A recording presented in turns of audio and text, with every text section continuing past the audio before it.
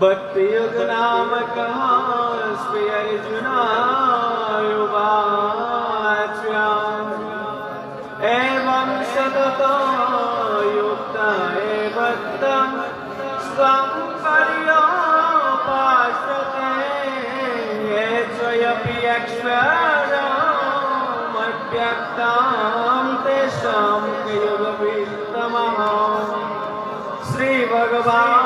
श्रीभगवानुवाच मय्यावेश्य मनो एवं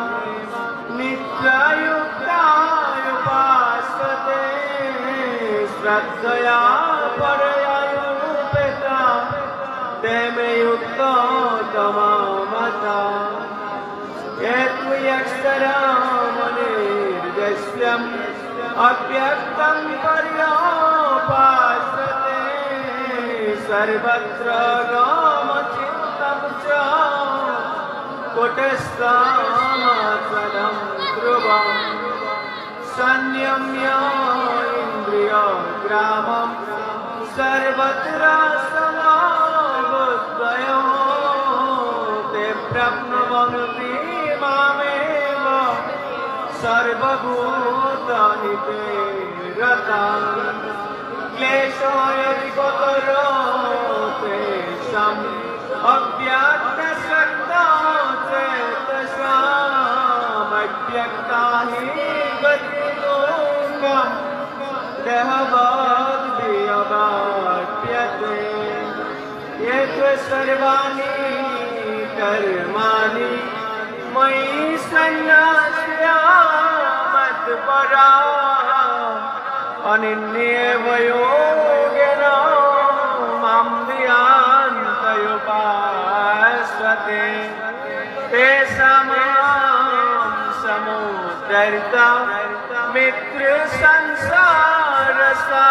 मित्रसंसारसागरात् भवामि न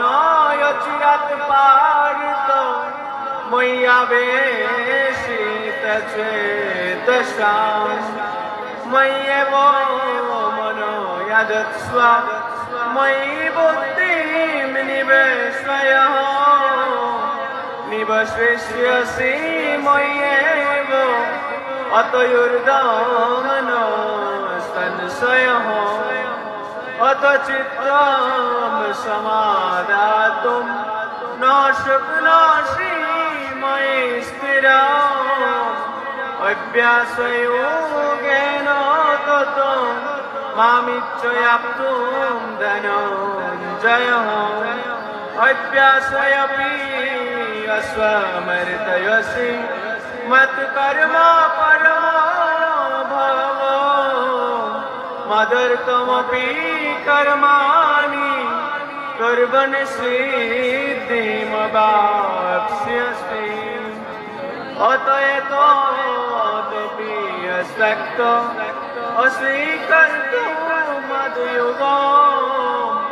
आश्रितः सर्वकर्मफलोत्यागम् ततः कुर्यात्मवान् श्रेयो ज्ञानमभ्यस्वात् ज्ञानाद्यनां विशिष्याते ध्यानात् कर्मफलोत्यागः त्यागात् शान्त्यन्तरम् अद्वेष्टा सर्वभूतानां मैत्रकरुण एव च निर्ममो निरहङ्कारो समधूकस्फुटस्वामी सन्तुष्टः सततं योगी यतात्मात्रिरनैष्ठयः मयि अर्पितमनुबुद्धि यमद्भक्तसमे प्रियः यस्मात् न युद्धिजते लोको लोकात् न युद्धिजते स्वयम् हर्षयमर्षो वयद्वेगै मुक्तयो स च मे प्रियः अनपेक्षा शुचिर्दक्ष उदासीनो गतो वेतः सर्वारम्भ परित्यागी यमद्भक्त्वा मे प्रियः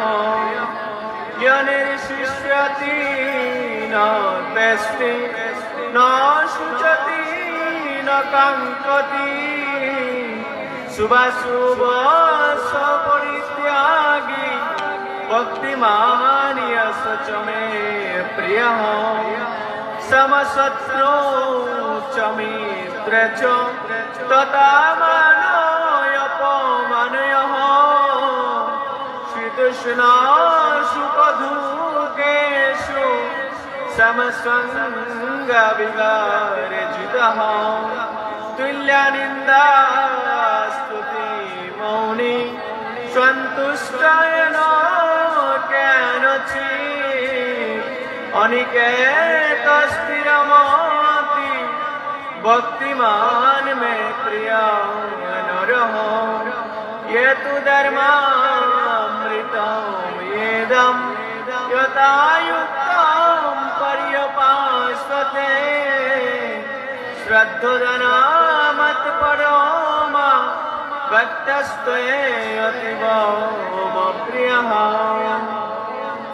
ॐ तत्सदिति श्रीमद्भगवद्गीतायुपनिषत्सु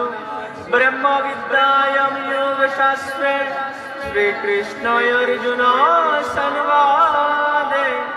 द्वादशनामकः भक्तियोगनामकः समाप्तम् ॐ नमो भगवते वासुदेवाय ॐ नमो भगवते वासुदेवाय